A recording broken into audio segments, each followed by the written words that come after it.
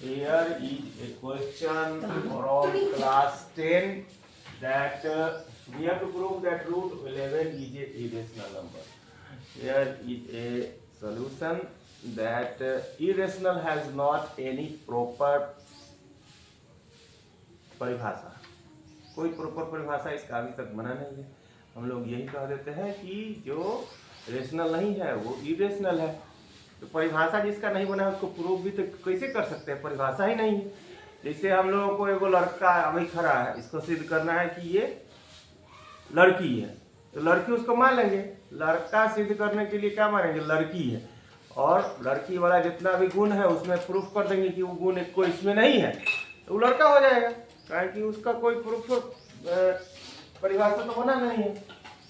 यहाँ हम लोग एज्यूम करेंगे कि root 11 is a rational number. इसका माने क्या हो जाएगा, रेशनल नंबर का जितना भी गुण है इसमें है, और वो दिखा देंगे कि नहीं होना चाहिए, तो वो इरेशनल हो जाएगा।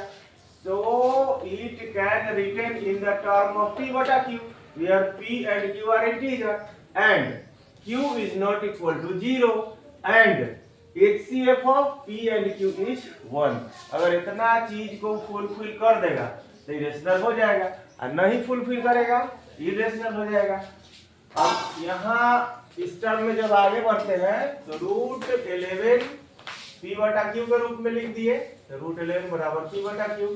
अब स्क्वायरिंग बोथ साइड कर दिए तो 11 रूट 11 का स्क्वायर 11 हो जाएगा, और p स्क्वायर बटा q स्क्वायर हो जाएगा। इसको क्रॉस मल्टीप्लिकेशन जब करेंगे तो p स्क्वायर बराबर इसमें बटा 1 करके देखेंगे, p स्क्वायर बराबर q स्क्वायर गुने 11, q स्क्वायर गुने 11।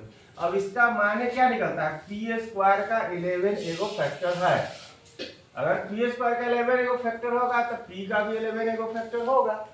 तो फिर p 11 जब फैक्टर होगा, इसका माने कोई भी आप एगो संख्या ले लीजिए। अगर ये बात समझ में नहीं आ रही है तो कोई भी एगो संख्या ले लीजिए जिसका एक फैक्टर p स्क्वायर जो है उसका निकल रहा है कि रूट करेंगे तो इसका 11 एगो फैक्टर आएगा, तो उसका माने हुआ कि उसमें एगो और 11 है निहित है। जैसे 25 का स्क्वायर किए तो 5 आया। और इसका माने है कि p 25 में 5 है, 25 p स्क्वायर में 5 गुने 5 2 है, तो p में 5 एगो होगा निश्चित है।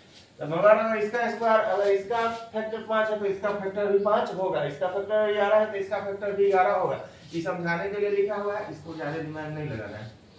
अब देखिए p स्क्वायर इसका एक फैक्टर हो गया। अब अगेन मान लिए कि p बराबर 11 के, तो यार k ये कांस्टेंट है, इसको मान के ही हमें बनाना है, दूसरा कोई उपाय है नहीं। इसलिए p स्क्वायर बराबर इधर स्क्वायर करेंगे तो इसका स्क्वायर p स्क्वायर बराबर 11 का स्क्वायर गुने k स्क्वायर, और p स्क्वायर पहले से यहाँ दिया हुआ है, पहले से यहाँ बना हुआ है 11 q स्क्वायर बना हुआ है पहले से समीकरण एक में। अगर समीकरण एक इसको देना चाहते हैं तो समीकरण एक लीजिए, लिख देना पड़ेगा और एक लाइन बढ़ जाएगा।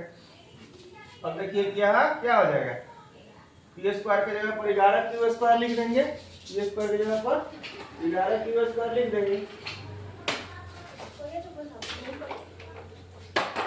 p स्क्वायर की जगह पर 11 q स्क्वायर लिख दिए, बराबर क्या होगा